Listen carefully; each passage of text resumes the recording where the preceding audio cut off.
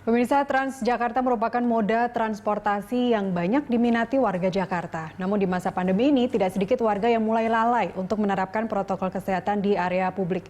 Untuk mengetahui bagaimana penerapan protokol kesehatan di halte Transjakarta Harmoni Jakarta Pusat, kita sudah terhubung dengan Reynard Christian dan juru kamera Untung Widodo. Reynard, selamat pagi. Bagaimana penerapan protokol kesehatan di halte Transjakarta dan di dalam bus Jakarta? Ya, selamat pagi. Pemirsa, moda transportasi Transjakarta ini memang menjadi salah satu favorit ataupun moda transportasi yang paling umum digunakan oleh warga Jakarta. Dan untuk itu, penerapan protokol kesehatan 3M ini penting dikarenakan agar masyarakat nantinya dalam menggunakan transportasi ini, baik di dalam halte ruang tunggu ataupun nanti dalam bis tetap merasa aman dan nyaman, dan dengan menerapkan protokol kesehatan tentunya bisa meminimalkan resiko penyebaran wabah COVID-19 di tempat-tempat umum. Adapun penerapan protokol 3M di Transjakarta ini cukup ketat, di mana mulai dari fasilitas ataupun penjagaan dari petugas yang bertugas di halte Harmoni Transjakarta Jakarta Pusat ini cukup baik. Seperti untuk protokol 3M untuk mencuci tangan di setiap halte Transjakarta, salah satunya di halte Harmoni ini sudah disediakan tempat cuci tangan beserta juga airnya dan juga sabunnya, di mana masyarakat nanti bisa mencuci tangan sebelum masuk ke wilayah ruang tunggu dari halte Harmoni Transjakarta Jakarta Pusat ini. Dan tak hanya itu, juga untuk pembelian tiket juga ada inovasi yang dilakukan oleh pihak Transjakarta, di mana masyarakat sekarang sudah bisa melakukan top up saldo dengan tidak harus berkontak langsung dengan petugas yang biasanya berjaga di halte. Namun sudah ada mesin-mesin yang disediakan oleh pihak Transjakarta, di mana masyarakat ini sudah bisa langsung mengisi saldo untuk biaya perjalanan itu sendiri. Ada beberapa mesin yang kami lihat tadi, ada 4 mesin yang disediakan, jadi masyarakat ini tidak perlu mengantri cukup lama, dan disediakan fasilitas seperti QR Code dan langsung scan dengan uang yang dimiliki, dan nantinya kontak ataupun sistem top up ini tidak mengharuskan masyarakat harus melakukan kontak fisik dengan petugas.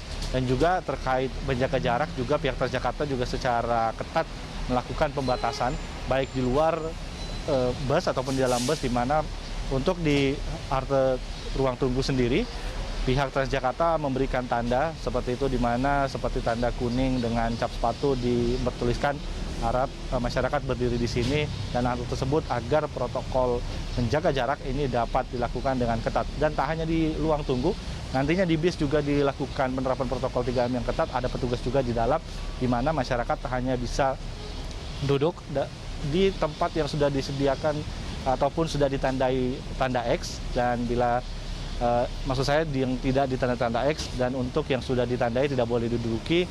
Lalu juga untuk masyarakat yang berdiri pula juga ada tanda kuning, bar kuning seperti itu, untuk masyarakat harap berdiri di situ dan tidak berdiri di tempat lain. Dan hal ini membuat penerapan protokol 3M, memakai masker, mencuci tangan, dan menjaga jarak ini ketat dipraktikkan oleh Transjakarta, baik di dalam dan juga di dalam bus maupun juga di ruang tunggu.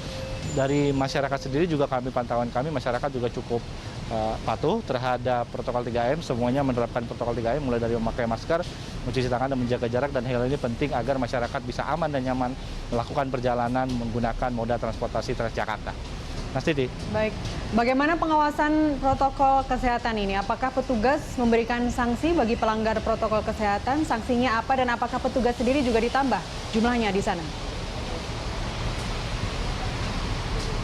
Ya, terkait sanksi dan pengawasan juga tadi kami lihat ada pihak dari Satuan Pengamanan Internal yang diterjunkan oleh pihak Transjakarta, di mana pihak Satuan Pengamanan ini menjadi pengawas. Nantinya masyarakat yang tidak menggunakan protokol kesehatan ini akan diberi teguran.